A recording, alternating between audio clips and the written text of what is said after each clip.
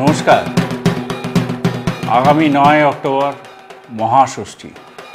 বেশিরভাগ বাঙালি ওই দিনটাকেই বেছে নেয় পুজোয় বেড়াতে যাওয়ার জন্য। কেউ পুরী যান, কেউ বা কাশ্মীর, কিছু না হলে দার্জিলিং তো জানি। আপনারও ইচ্ছা করছে ফ্যামিলিকে নিয়ে যাওয়ার জন্য, কিন্তু কোথাও টিকিট পাচ্ছেন না কেন? অলরেডি টু লেট, অনেক দেরি হয়ে গেছে, সমস্ত ট্রেনেই প্রচুর ওয়েটিং লিস্ট। মুশকিল আসানে এসে গেছে পূর্ব রেলওয়ে আপনাদের জন্য। আমরা পূর্ব রেলের তরফ থেকে স্পেশাল ট্রেন দিচ্ছি শুধুমাত্র এনজেপি যাওয়ার জন্য, আপনাদের কথা ভেবে, যারা ষষ্ঠীর দিন বেড়াতে যেতে যান তাদের জন্য। এই ট্রেনটি হাওড়া থেকে ছাড়বে রাত্রি 11:55 এবং ব্যান্ডেল, নবদ্বীপ ধাম, কাটোয়া, মালদা হয়ে পরের দিন সকাল 10:45 এনজেপি বা নিউ জলপাইগুড়ি পৌঁছবে। এই ট্রেনটিতে আপনার এসি 3 টায়ার আছে, একটা ইকোনমিক ক্লাসও আছে এবং 8টি স্লিপার ক্লাস আছে। আর এসি 2 টায়ারে একটা কম্বাইন্ড কোচ আছে, একটি ফার্স্ট ক্লাস এসিও আছে।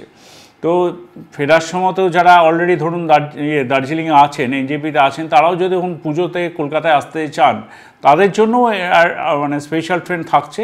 সেটিও ওখান থেকে ছেড়ে আসছে, আপনার এনজেপি থেকে ছাড়বে সেটি 12:45, দুপুর 12:45 এবং রাত্রি 12:10 এসে হাওড়া স্টেশনে ঢুকবে। এবার আসি কবে কবে এই ট্রেনটি ছাড়বে।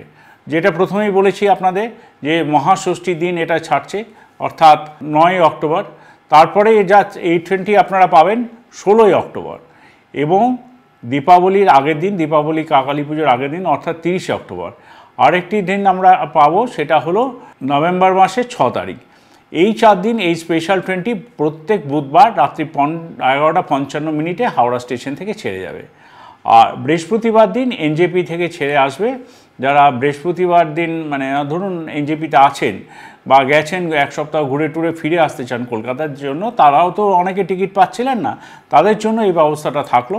সেটি এনজেপি থেকে ছেড়ে আসবে অক্টোবরের 10 তারিখ অর্থাৎ মহাসপ্তমীর দিন, 17 তারিখ এবং 31 তারিখ অক্টোবরের। আর নভেম্বরে আসছে ওটি 7 তারিখ। ধন্যবাদ।